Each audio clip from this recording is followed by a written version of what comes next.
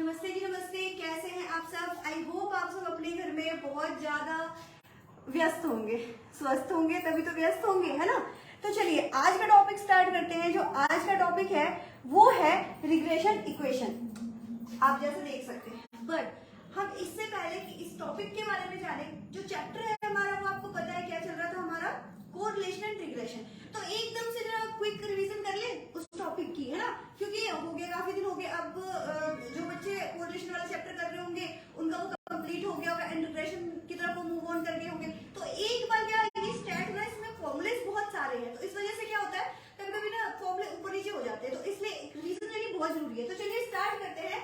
Correlation के बारे में क्या था, उसमें फॉर्मूलाज क्या थे हमारे, क्या कुछ पढ़ा था हमने कोरिलेशन के बारे में, है ना। तो सारा कुछ एक बार रिकैप्चुलेट कर लेते हैं उन्हें। तो क्या पढ़ा था हमने, कोरिलेशन को हम किस तरह से, कितने मेथड से, हमने कितने फॉर्मूले लगाए थे, है ना, वो हम जान के चलते हैं। पहला हमारा कौन था? कार्ल पियर्सन मेथड, है ना, कार्ल पियर्सन मेथड, राइट। और इसमें हमने क्या जाना था कार्ल पियर्सन में, ये जो है ये दो मेथड से हम निकाल के लेते। The first one was direct formula and second one was assume mean formula, right. ये था। अभी हम इसके फॉर्मूले को डिस्कस करेंगे, पहले हम इसके जो टाइप थे वो जान लें। Second one was स्पीयरमैन्स rank correlation, right, very good. Third one, तीसरा क्या था, जल्दी बताएगा मुझे कोई। थर्ड वन क्या था भाई? द थर्ड वन वाज, क्या था भाई? थर्ड वन बता दो कोई, क्या था थर्ड वन? चलो कोई थर्ड वन के बारे में देखते हैं। Yes, that was something like concurrent deviation. याद आ रहा है? Concurrent deviation, right. हाँ जी, चलो ठीक है। अब इसके बारे में, अब इनके फॉर्मूले के बारे में करें।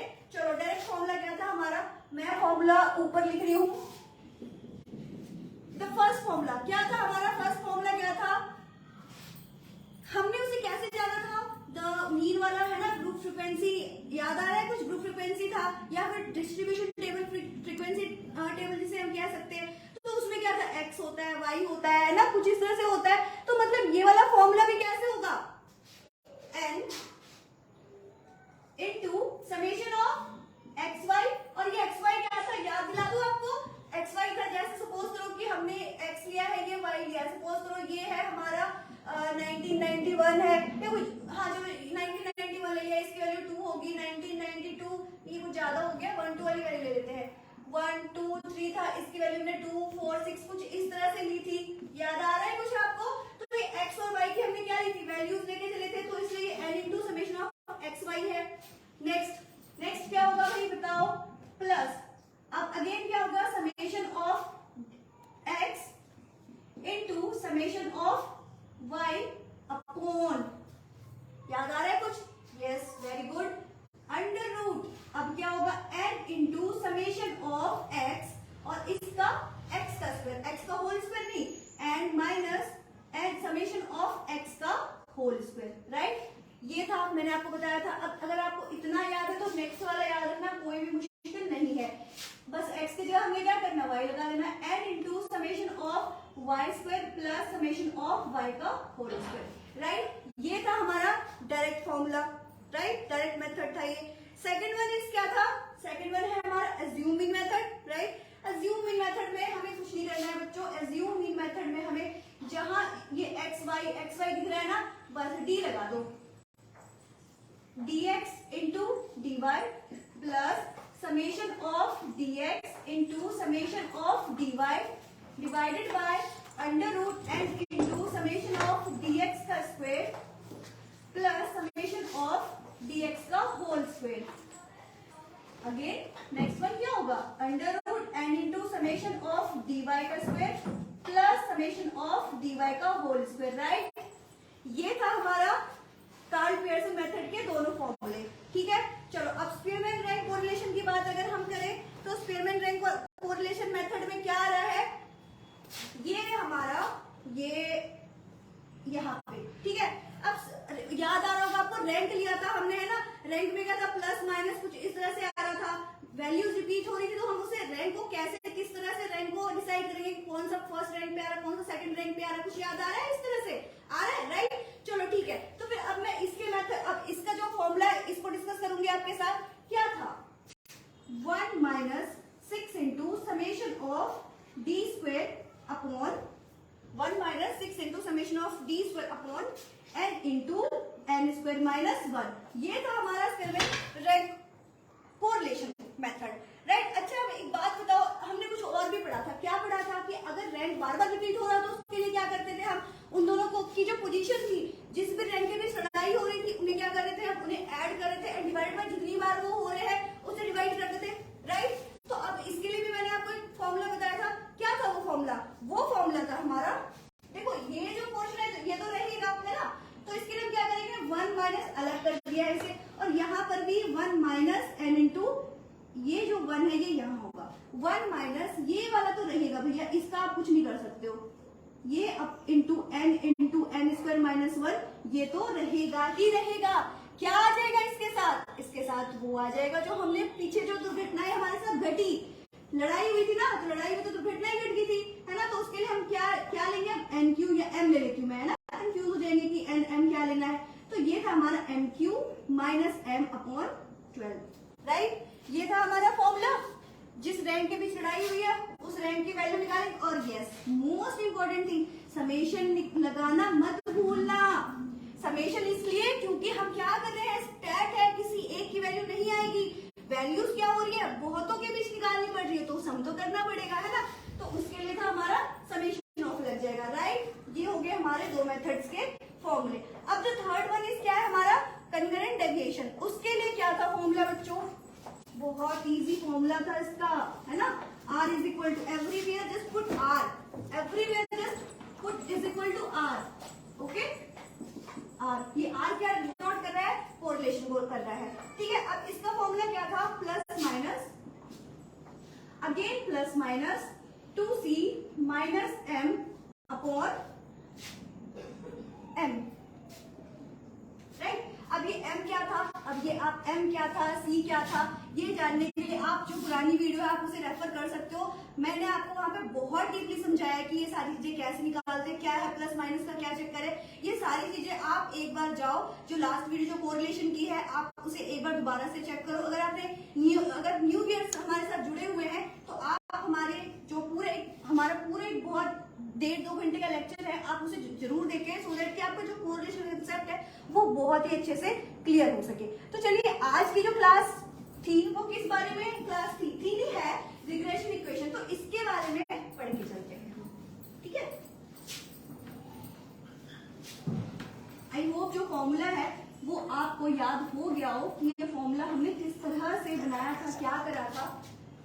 चलिए अब रिग्रेशन इक्वेशन के बारे में हम जान के चलते हैं। रिग्रेशन इक्वेशन क्या होता है? तो देखो, ये जो रिग्रेशन इक्वेशन है ना, थोड़ी सी थ्योरी में बता दूं, ज्यादा नहीं टाइम लूंगी मैं, थोड़ा ही टाइम लूंगी थ्योरी में, क्योंकि फॉर्मुलेज वाले हैं तो फॉर्मूला पे ज्यादा फोकस है तो मच बेटर। बट हमें पता होना चाहिए उसके बारे में, किसके बारे में हम पढ़ रहे हैं, जिसके बारे में हम आए हैं जानने के लिए, कुछ तो पता होना चाहिए उसके बारे में, है ना? तो देखो, रिग्रेशन इक्वेशन में क्या है? कुछ नहीं है। क्या है? ये एस्ट्रोलॉजी है। हमने आज आपको क्या बना दिया? विद्वान बना दिया। हमने आपको आज एस्ट्रोलॉजर बना दिया है। आप क्या करोगे? प्रेडिक्शन करोगे भविष्य के बारे में। आप क्या करोगे? प्रेडिक्शन लगाओगे कि क्या होगा, क्या किस तरह से हो सकता है या नहीं हो सकता है। 100% तो नहीं रहते ना भैया जो भविष्यवाणी करते, क्या वो कहते हैं ऐसा होगा ही होगा? वो 1% कह के चलते हैं, अगर आपने ऐसा किया तो ऐसा होगा। किस चीज का सोल्यूशन बताते, कहते हैं भाई आपने अगर 1 साल तक गाय माता को खाना खिलाया तो हो सकता है आपके पाप थोड़े से कम हो जाए, है ना? हो सकता है, लगाते हैं वो। वैसे इसमें भी है, मैथमेटिक्स में भी एग्जैक्ट वैल्यू नहीं आती है, तब भी अप्रोक्स वैल्यू ही आती है ना? 1.05 1 2 3 4 5 चलता ही जा रहा है, राइट? तो इसलिए हम क्या कर रहे हैं? यहाँ पे प्रेडिक्शन कर रहे हैं। प्रेडिक्शन कई बार बिल्कुल सही भी हो जाती है, कई बार थोड़ी कम भी होती है, कई बार थोड़ी ज्यादा भी हो जाती है, राइट? तो हम क्या रिग्रेशन इक्वेशन में क्या करते हैं? बेसिकली हम इसमें प्रेडिक्शन निकाल के चलते हैं। अब जैसे कि मैं सबसे पहले एक लिखूंगी आपके लिए एग्जाम्पल से थोड़ा समझ के चले, सो दैट कि फिर मैं फॉर्मूला भी जब करूंगी ना तो आपको फॉर्मूला भी क्या बिल्कुल समझ में आएंगे कि अच्छा हम इसे किस तरह से ले सकते थे, क्या कर सकते थे। ये अब बिल्कुल फिट हो जाएगा फ्रेम में। तो चलिए, मैं बना रही हूँ आपके लिए पहले एक टेबल। ये हम लेते हैं सेल्स एंड एडवर्टीजमेंट के तौर पे, ठीक है? सेल्स लिया और क्या लिया हमने, एडवर्टीजमेंट लिया है। अब सेल कहोगे ये क्या लिया मैम आपने, क्यों लिया है आपने सेल्स और एडवर्टीजमेंट ही क्यों लिया है? वो इसलिए लिया है ना बेटे कि क्योंकि टेक्नोलॉजी का जमाना है ना। तो सपोज कर लो जैसे आपका इंस्टाग्राम का चैनल होगा, हर किसी का होगा, है ना, करते ही नहीं इतना तो आपको पता ही होगा। इंस्टा हो गया, फेसबुक हो गया, हर किसी को पता है आजकल मार्केटिंग कैसे चल रही है ऑनलाइन प्लेटफॉर्म पे। तो क्या होता है, अब जैसे सपोज करो कि कोई ऐड लगाता है ना, तो हम ऐड करें इसका मतलब क्या है, हम अपनी बता प्रोडक्ट के बारे में बता रहे हैं लोगों को, तो वो हमारे पास क्या आएंगे, खींचे चले आएंगे। अगर किसी को पसंद आ रहा है कुछ, सपोज कर लो कि हम ऑनलाइन स्क्रॉल कर रहे होते हैं, रील देख रहे होते हैं, रील्स में क्या होता है, हमें कोई सूट पसंद आ गया है ना, कर देते हैं वो, उन्होंने कोई बैग रख दिया है, कोई पर्स रख दिया है, तो अब क्या होता है अट्रैक्टिव, अब वो अभी आ रहे हैं जैसे कि अपने नेम के साथ वाले पर्स, तो क्या हो रहा है, कईयों को क्या लगा होगा, अट्रैक्टिव लगा होगा, उससे क्या हुआ होगा, कईयों ने ऑर्डर प्लेस कर दिया होगा। तो उससे क्या हुआ, जिस भी कंपनी ने ये लॉन्च किया था ये, तो उसने क्या ऐड में पैसे लगाए होंगे तभी आया होगा हमारे पास। ऐसा तो है नहीं कि अपने आप अब हम किसी को बताएंगे कि हम क्या बेच रहे हैं, तो कैसे पता चलेगा। अब भेजा हमारे पास आया, हमने क्या कर दिया, शॉप नाउ कर दिया, लो भैया हमने पैसे डाल दिए और हमारे घर आ गया, एक हफ्ते में हमारे तो आ गया, लेकिन सामने वाले ने पैसे लगाए थे ना पहले, तो उस पैसे लगाने की वजह से उसकी सेल में क्या हुई, बढ़ोतरी हुई। सपोज लो मैं पहली कस्टमर हूँ उसकी, मैं पहली कंज्यूमर हूँ जिसने की ऑर्डर प्लेस किया, तो पहला मिल गया उसे, समझ रहे हो, मतलब उसके ऐड लगाने से उसके सेल्स में क्या हुई, इंक्रीमेंट हुई, राइट। तो ये इसलिए मैंने सेल्स और एडवर्टीजमेंट का लगाया हुआ है, ठीक है। तो अब जैसे कि मैं पहले एडवर्टीजमेंट लिखूंगी और फिर सेल लिखूंगी, एक्स वाई में थोड़ी सी अच्छे से एडवर्टीजमेंट पहले लगाएंगे तभी तो सेल होगी ना, ये उल्टा कर दिया था मैंने, सेल एडवर्टीजमेंट। तो एडवर्टीजमेंट को हम ले लेते हैं एक्स से और सेल को हम ले लेते हैं वाई से, राइट, ठीक है। चलो अब जैसे 500 का हमने क्या लगाया, 100 का भी 100 का लगाया, 500 कहाँ चले गए, पहले 100 का लगा लेंगे, ठीक है। अब कंपनी है 100 रुपए के थोड़े ना लगाएंगे, हम क्या लगा रहे हैं, 100 lakhs की लगा रहे हैं, ठीक है। अब हमने 100 lakhs इन्वेस्ट कर दिए, एडवर्टीजमेंट में लगा दी, कुछ सेल भी तो आएगी ना, आएगी तभी तो हम क्या, तभी हमारा बुरा लक होगा, हम तभी और भी लगा पाएंगे। तो लो भाई लो, हमने लगा दी, हमारे पास जो सेल आई ना भाई साहब, आगे 500 नहीं 500 lakhs की, ठीक है। वैसे ही हम लगाएंगे, अगर हमने लगाया 90 का तो ये हो गया हमारा 450 का, ठीक है। अब हम लगा रहे हैं 80 का तो ये हो रहा है हमारा 350 का, कुछ भी लगा लो चलो, ठीक है। अब हमने लगाया, अगली बार हमने थोड़ा क्या कर दिया, थोड़ा कम कर दिया। अब हमने इस बार लगा दिया है 70 का, तो हमारी जो सेल है ऑब्वियसली वो भी नीचे जाएगी, 300 की आ गई। हमने लगा दिया 50 का,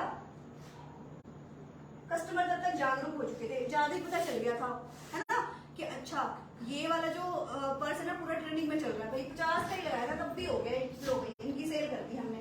इस बार प्रेडिक्शन थोड़ी सी अलग भी निकल गई, 500 इस बार, मतलब जहाँ 100 पे लगाया था तब भी 500, 50 पे लगाया तब भी 500 हो गया, गलती से हो गया, ये हर बार जरूरी नहीं है कि हो ही जाएगा, ठीक है। ये प्रेडिक्शन मैंने थोड़ी ज्यादा हो, सो दैट कि हम क्या हो अगली बार और मोटिवेट हो, और इस बार हमने 200 लगा दी, हो सकता है इस बार सेल और थोड़ी कम आ गई। प्रेडिक्शन तभी कहा था प्रेडिक्शन है, हम प्रेडिक्ट कर रहे हैं, हमने कोई स्टैंड नहीं लगा दिया कि ऐसा होगा ही होगा। तभी देखो यहाँ पे थोड़ा बढ़ता आ रहा था, मैंने कहा थोड़ा कम कर दो, सो दैट कि बार बार भी मतलब ये ना हो ना, कई बार रोक भी देती है चीजें, रुक भी जाती है चीजें, कोर हो गया चलो ठीक है, हो गया खत्म। अब ये थोड़ा ना 5 साल तक एक ही फैशन चल रहा है, तो वहां पे आप चाहे जितने मर्जी पैसे लगाओ, आपका जरूरी है सेल अब की जाए, ठीक है। तो ये था हमारा एग्जाम्पल। अब मैं बताऊंगी कि हम इसमें किस तरह से इसे किस तरह से हम समझ के चल सकते हैं। अब देखो क्वेश्चन अगर हमारा आया इस तरह से, ओके मैम किस तरह से, तो वो इस तरह से आएगा। सपोज कर लो कि सेल है हमारी 750, ठीक है, सेल करानी है 750। क्वेश्चन किस तरह से आ सकता है, सेल करानी है 750, तो बताओ एडवर्टीजमेंट में हम क्या करें, कितने पैसे लगाएं, है ना। क्वेश्चन कुछ इस तरह से भी आ सकता है हमारे पास, राइट। और क्वेश्चन किस तरह से आ सकता है, दूसरा क्वेश्चन इस तरह से आ सकता है कि हमने लगा दिया 250 लाख का लगा दिया, हमने ऐड लगा दिया, अब बताओ सेल कितनी होगी, ठीक है, समझ आ रहा है। क्वेश्चन हमारा दोनों में से किसी भी तरह से आ सकता है। अब देखो हमें क्या समझना है, हमें समझना है कि कौन किस पे डिपेंड कर रहा है। अब देखो यहाँ पे डिपेंड कौन कर रहा है, एक्स, कौन डिपेंड कर रहा है, एक्स, और किस y पे डिपेंड कर रहा है, तो यहाँ पे हम क्या लिखेंगे, x डिपेंड ऑन y। ठीक है, यहाँ पे कौन डिपेंड कर रहा था, x, जहां पे भी क्वेश्चन मार्क है दैट इज वो डिपेंड कर रहा है। अब वैसे यहाँ पे y, यहाँ पे क्या होगा, y डिपेंड,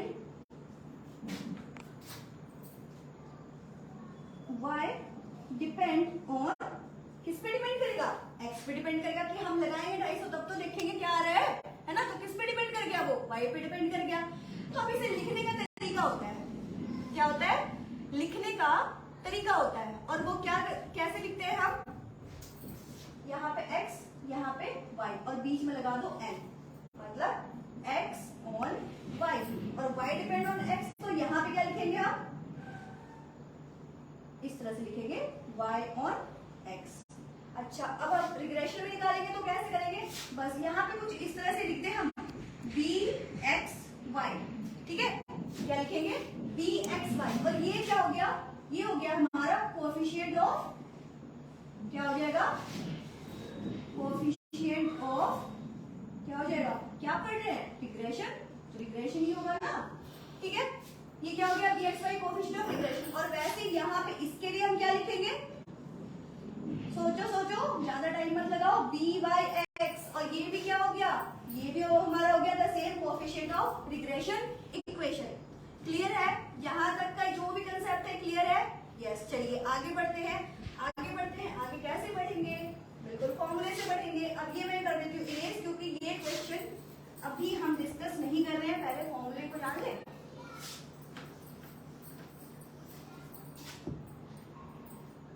सबसे पहले हम बात करते हैं y ऑन x की, मैं दोनों को एक साथ लेके चलती हूँ, x ऑन y, ठीक है। इसमें से हम पढ़ के चलेंगे कि जो फॉर्मूला जो फ्रेम करेंगे ना, मैं आपको फॉर्मूला अभी याद नहीं करा रही हूँ, मैं आपको फॉर्मूला फ्रेम करना बता रही हूँ। अब जिसे फ्रेमिंग आ गई उसे याद करने की जरूरत है नहीं है, बिल्कुल नहीं है। जब आपको फ्रेम ही करना आ गया कंसेप्ट, में तभी कहती हूँ मैथ्स में क्या हमें पता होना चाहिए, कंसेप्ट हमारा क्लियर होना चाहिए, उसके बाद तो सारी चीजें ऐसे बनती चली जाती है जैसे कि मतलब चीजें ना हमारे जो ब्लड में है वो भूल गई हूँ, ठीक है। तो चलिए कंसेप्ट को क्लियर करते हैं। y और x है तो कैसे लिखेंगे, इसे क्या बताया मैंने, इसे हम लिखेंगे by(x), राइट, y और x ये था हमारा।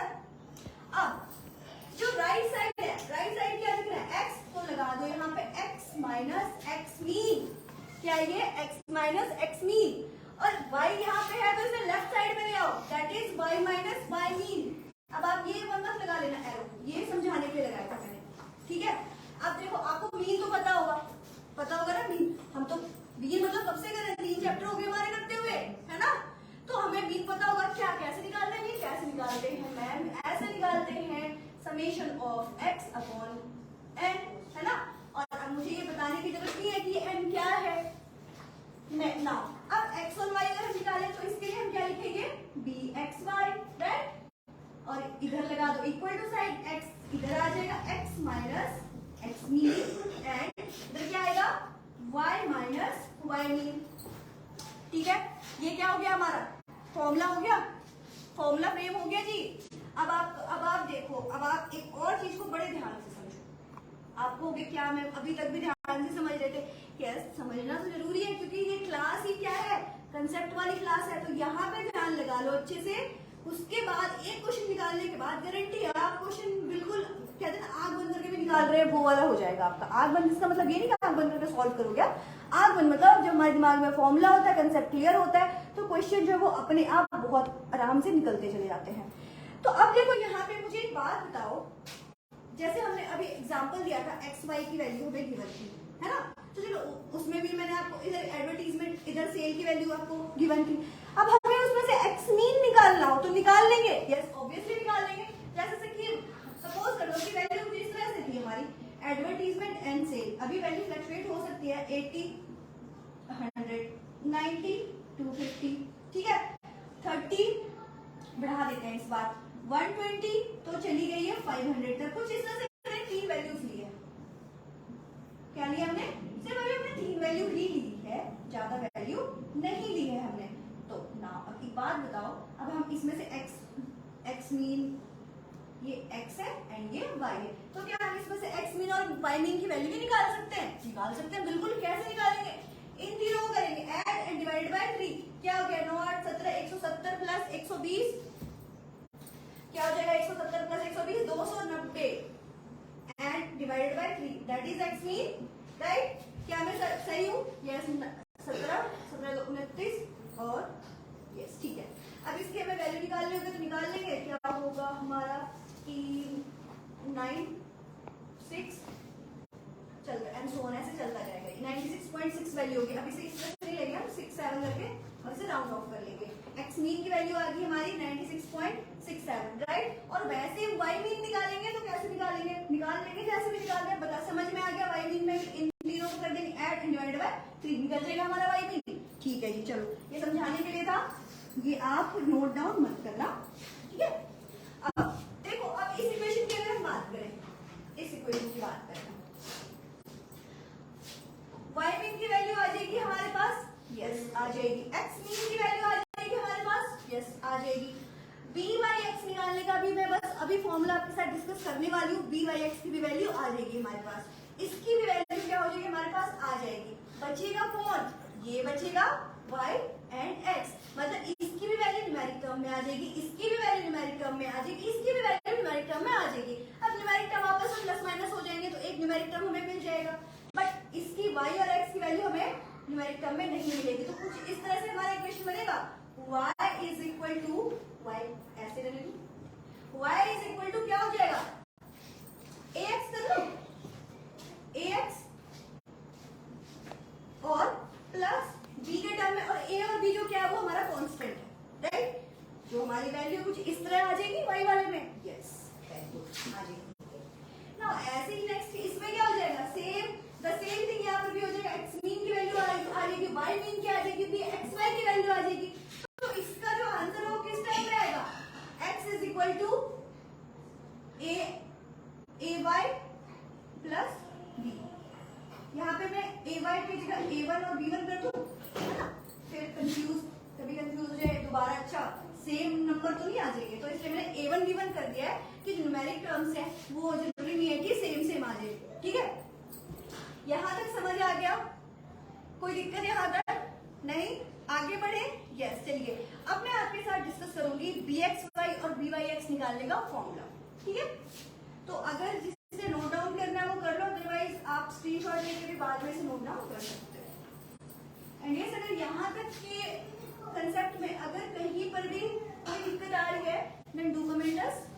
We will definitely wanna make another video जिससे कि आपकी जो भी आपका डाउट है उस पर हम एक वीडियो जरूर बना के चलेंगे, आपको सोल्यूशन जरूर प्रोवाइड करेंगे, ठीक है?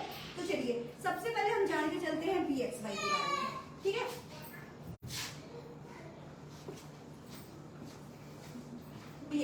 bxy को किस तरह से हम निकाल के चलते हैं। तो देखो, मैंने तभी ये रीजन था, ये bxy is the only reason जिसकी वजह से मैंने आपको क्या करा, कोरिलेशन जो टॉपिक है उसके फॉर्मूला डिस्कस किए, सो दैट कि आपके दिमाग में सपोज करो कि किसी ने कोरिलेशन चैप्टर कर लिया और छोड़ दिया रिग्रेशन की, चलो मैम जब आएंगे समझाएंगे फिर मैं कर लूंगा। मैं मीन टाइम क्या करूँ, मैं पीछे के जो भी चैप्टर्स हैं मैं उसे रिवाइज कर लूँ, है ना? तो अब अचानक से मैं आज आ गई, है ना? आप कहोगे मैम आप बीच में गायब थे, तो वो इसलिए था बच्चों, सो दैट कि आपको जो भी जितने भी चैप्टर्स कराए गए हैं वो आप रिवाइज अच्छे से कर सको, प्रैक्टिस उसकी अच्छे से कर सको, तो इसलिए मैं थोड़े दिन तक आपके साथ नहीं थी अटैच, ठीक है? तो अभी मैंने आपको इसलिए कराया क्योंकि अभी देखो यहाँ पे bxy निकालने में अभी जरूरत हमारे ये जो xy वाला था ना वो काम आने वाला है। तो हमने क्या पढ़ा था? n summation of xy minus summation of x into summation of y, यही पढ़ा था हमने, पढ़ा था?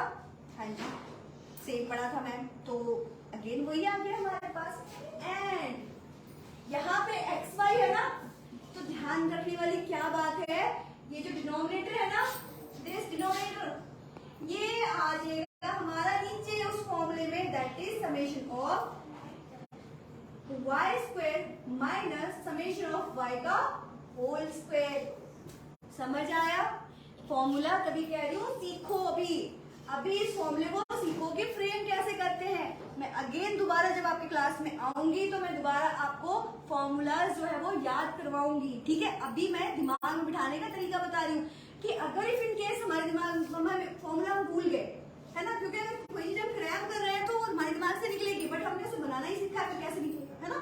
फिर तो मुश्किल है, बहुत ही मुश्किल है। फिर तो नींद में भी हमारे दिमाग में अगर कोई फॉर्मूला ना वो साथ ही फ्रेम हो जाएगा, अच्छा ऐसे पढ़ा था हमें, फॉर्मूले को ऐसे फ्रेम करना था, तो हो गया।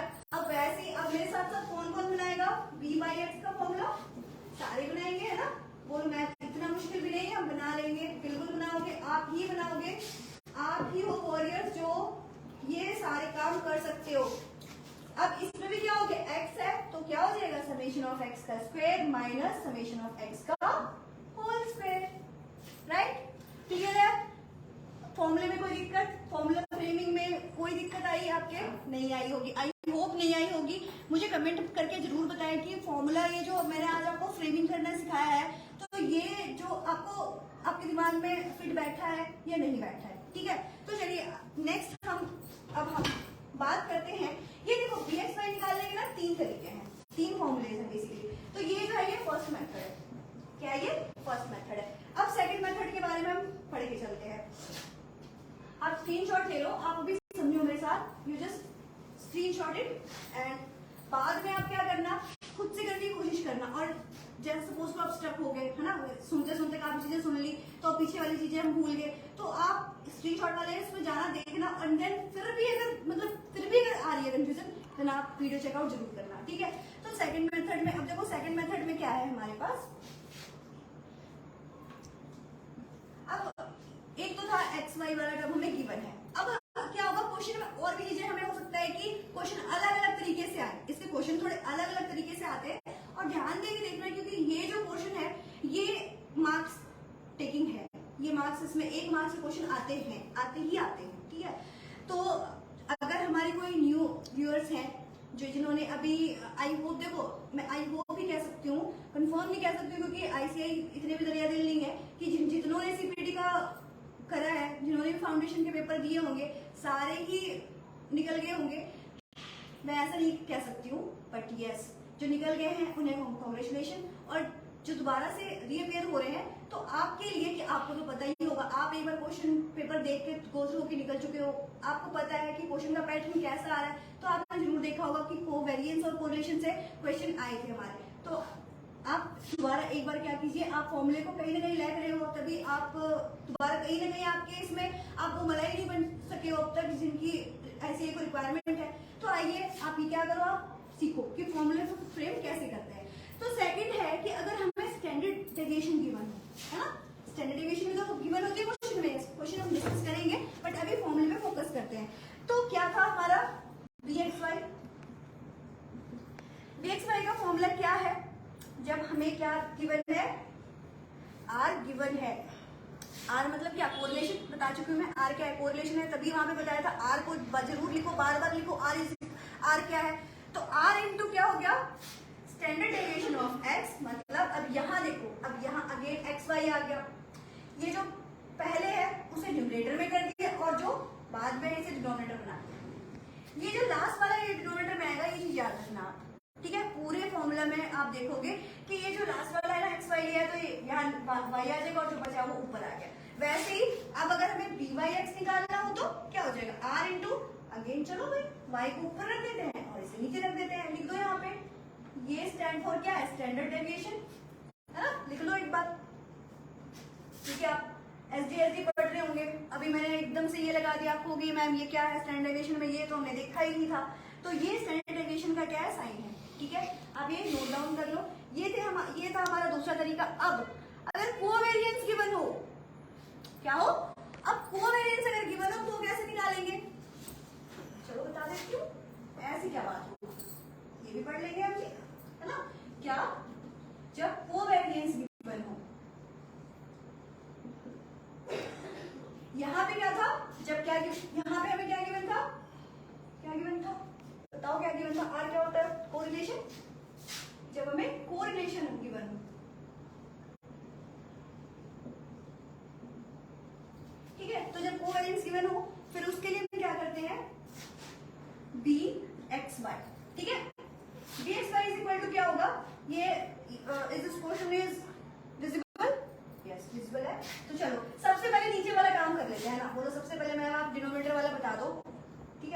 यही है, कुछ नहीं है। ये क्या हो जाएगा, y है ना, तो y ऊपर ले लेती हूँ मैं पहले। कोवेरिएंस क्या हो जाएगा, कोवेरिएंस ऑफ किसका गिवन होगा, एक्स वाई का ही गिवन होगा ना, कोवेरिएंस ऑफ एक्स वाई। और नीचे क्या आ जाएगा ये, और इसमें हमें स्टैंडर्ड डेविएशन निकालनी होगी। कोवेरिएंस अगर गिवन है तो स्टैंडर्ड डेविएशन निकालने कोई बहुत बड़ी महाभारत नहीं है। तो स्टैंडर्ड डेविएशन ऑफ y का स्क्वायर। और वैसे ही बी वाई एक्स गिवन हो अगर हमें, तो देन हमें सेम करना है covariance of x y and, बताओ जल्दी बताओ क्या लिखेंगे इसमें, क्विक जल्दी कमेंट में बताओ। इससे पहले कि मैं लिखूं आपके कमेंट आ जाने चाहिए। क्या है, स्टैंडर्ड डेविएशन ऑफ dx। समझ में आया, कोई दिक्कत? ये फॉर्मूला फ्रेमिंग क्लास थी आज की। आई होप आपको जो फॉर्मूलेज मैंने आपको सिखाए कि किस तरह से फ्रेम किए जाते हैं, देखो कुछ नहीं था रिग्रेशन वाले में, जितने भी हमने पढ़े अब तक फॉर्मूले सारे में क्या था, हमारा जो लास्ट जो बाद वाला था ना पोर्शन, वो कहाँ आ गया था, डिनोमिनेटर में आ गया था।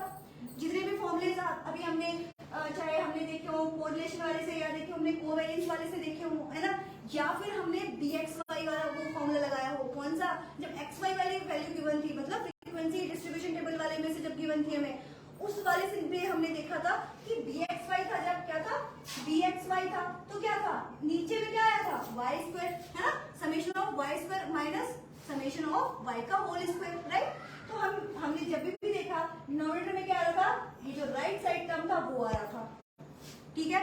और बाकी सारों के जो भी फ्रेमिंग मैंने आपको बताए हुए, कोवेरिएंस है तो ऊपर कोवेरिएंस आ गया, अगर कोरिलेशन है तो r आ गया, साथ में एक्स वाई है तो y नीचे आ गया, x ऊपर आ गया, राइट।